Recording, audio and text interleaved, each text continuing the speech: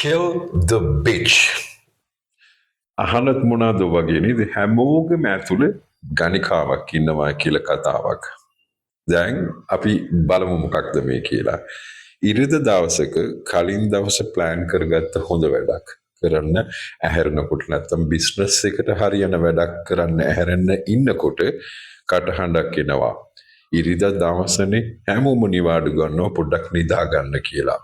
ඒ විතරක් නැතුව ඔයගොල්ලෝ හිතා ගන්නවා මොනවා හරි පෝස්ට් එකක් දානවා Facebook එකට Instagram එකට කවුරුත් එන්ගේජ් වෙන්නේ නැහනේ ඔහෙ නිකන් ඉන්න කියලා කියනවා.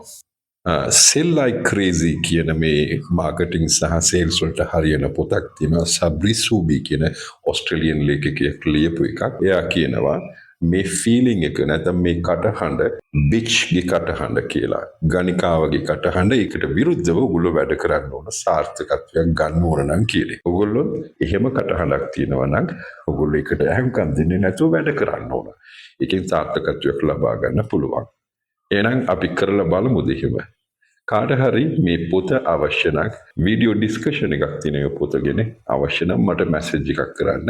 bye bye take care of yourself. මේ වගේම තව වීඩියෝ එකක් හම්බ වෙනතුරු